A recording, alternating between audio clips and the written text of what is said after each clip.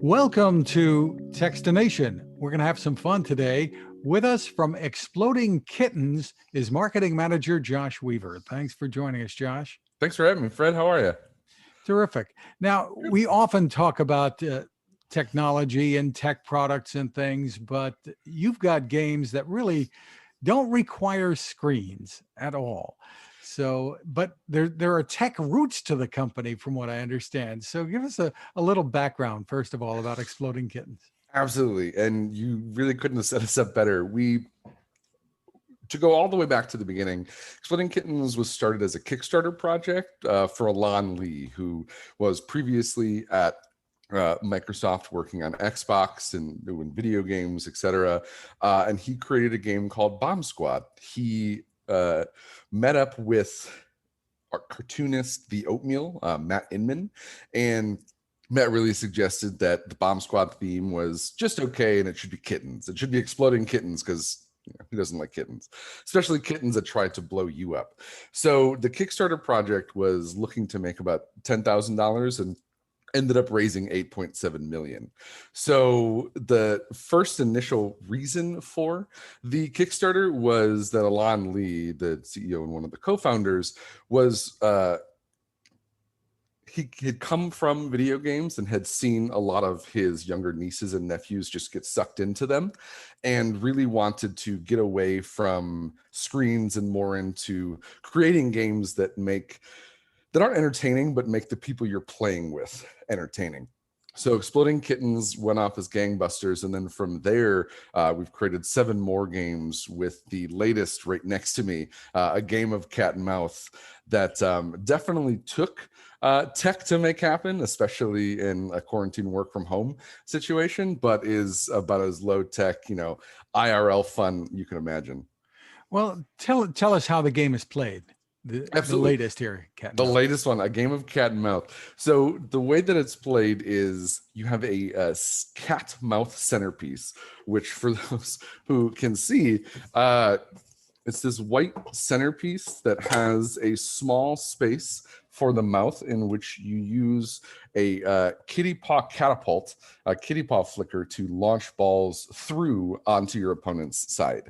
So you're taking the time to using these kitty paw launchers, these magnetic catapults, if you will, that are shaped like a cat's paw, to load up a ball and fling it onto your opponent's side, using the magnetic base in both the cat paw flicker and the board.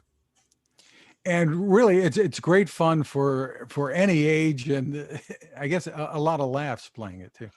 Oh, absolutely. The game was actually based off of another one of our characters, Rainbow Ralphing Cat, that I have a plush of right here. Rainbow Ralphing Cat actually goes all the way back to the very first game, Exploding Kittens. Now, this Rainbow Ralphing is actually a scarf that you can also get. But the cat itself came from the Exploding Kittens game. And really, this is another piece out of that universe, as the centerpiece, the cat mouth in the middle of the game is indeed Ralphing rainbows. Well, I guess one of the things that has made you so popular is you don't try to be politically correct, let's put it mildly, with names and titles, etc.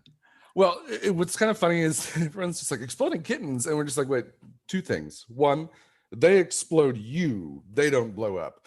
No kittens have ever been harmed in the making or naming of Exploding Kittens. In fact, many humans, especially when we were prototyping our game Throw Burrito, the world's first dodgeball card game.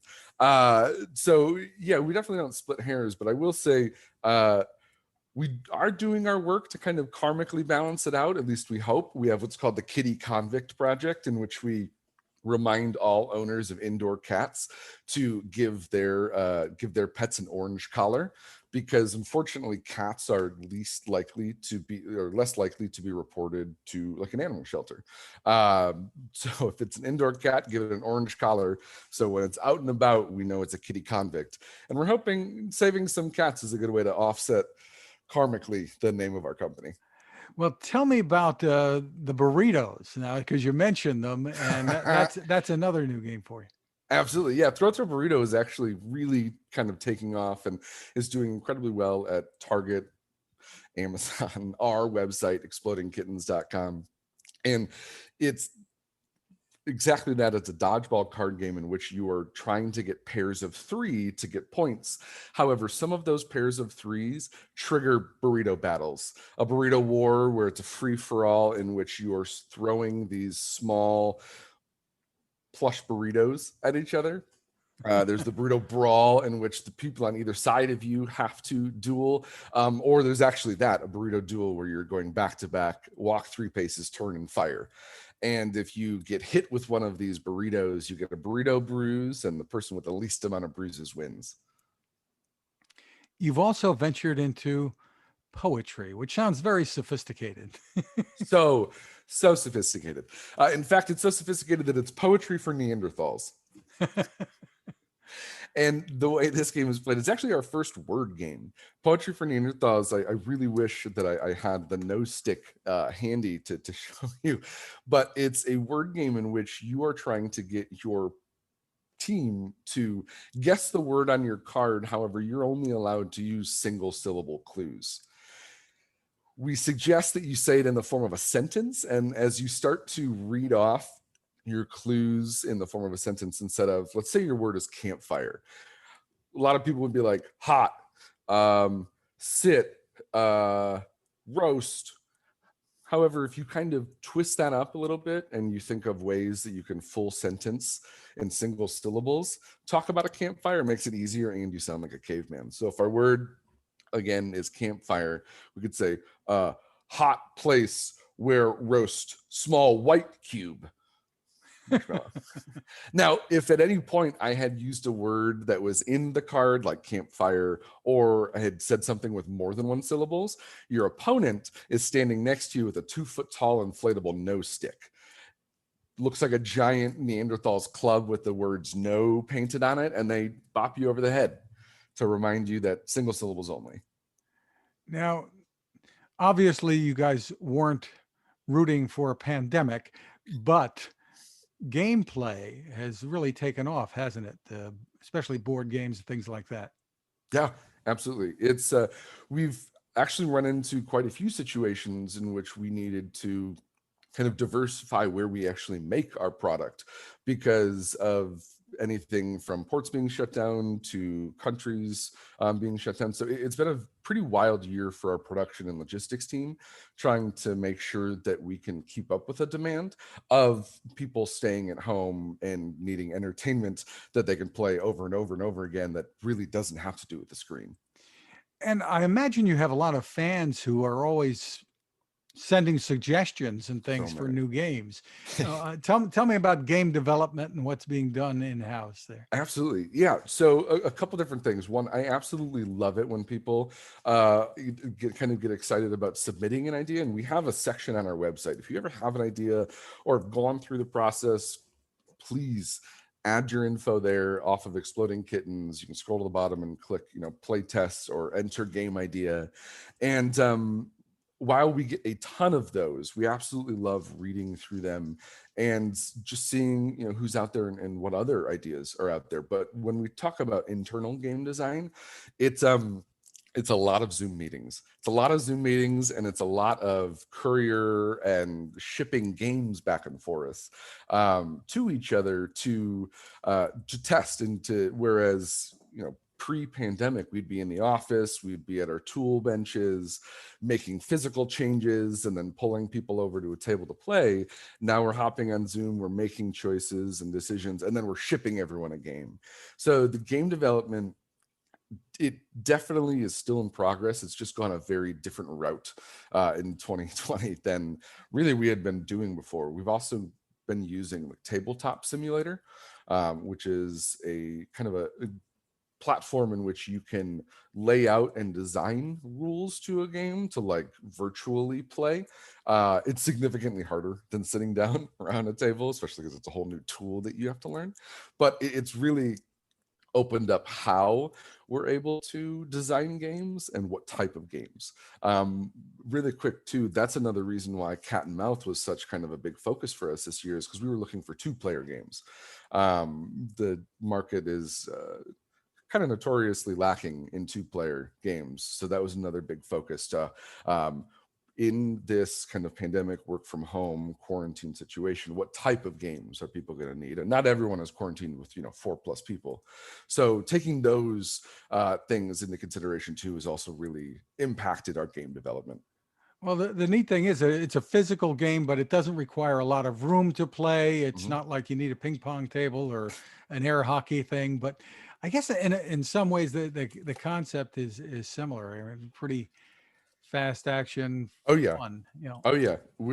I mean, the benefit of this is I hope that it gets or we're really pushing that it gets that audience of people who like beer pong and ping pong, as well as like families, because it's not only is it the game, the board, you can fold it up and it's carrying case to go, but it really surpasses all ages. This is a game that is also going to outlive all of us because there are no components of it that are going to wear out over time, from the actual game board itself to the magnets to the balls. They're all going to definitely outlive me. Well, I guess the balls could get some lost around the house, or the paws, things like that. So are the replacements, or do people need to buy the whole thing again? No, absolutely. Shoot us an email, contact us directly, either on social or via our website, and we can definitely help with replacements for that.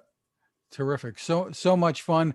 And is the plan to stick with this genre of the physical games and not get into the screens at all? No, absolutely. I mean, we love building the physical games and if I can rattle them off quickly: Exploding Kittens, Bears versus Babies, You've Got Crabs, On a Scale of 1 to T-Rex, Poetry for Neanderthals, Throw Burrito Extreme, A Game of Cat and Mouse. Trust me, we're going to continue building like the physical play at home games that make the people you're playing with fun. But at the same time, we have the Exploding Kittens mobile app that is absolutely doing gangbusters and since we've released it a couple years ago. And we're also playing with a couple other of our games as mobile. We also understand that there's a way that screens can kind of be brought into the game. So it is a 2-player game, a game of cat and mouse. But if you go to our website, catandmouth.game, we actually have a tournament builder where type in everyone's name on your on the mobile app or on your computer. So it's a little like, we want to make sure that we use technology when it's something that can benefit the game, or if it's something that we super want to try. So we definitely are still working in digital and development, but physical games are kind of where we have our most fun.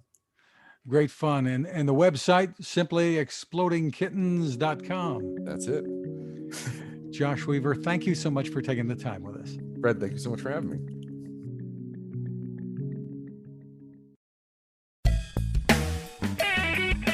Cooking with the Power of the Sun. Hi, I'm Fred Fishkin, here to tell you about the latest innovation from my friend Patrick Sherwin and his great team at GoSun Stove. The GoSun Fusion has arrived using the company's tried and true reflectors and a solar vacuum tube to get you cooking without the mess of charcoal, heavy propane tanks, or smoke. A really bright idea. And with an optional solar panel and battery storage and the ability to plug in at home or on the road, you really can use the GoSun Fusion to cook anytime and anywhere, day or night, rain or shine. I love what Patrick and his team are doing, and so will you. Want to learn more? Head to gosun.co to check out all of the company's products and innovations, and use the code Techstination to save 10%. That's gosun.co.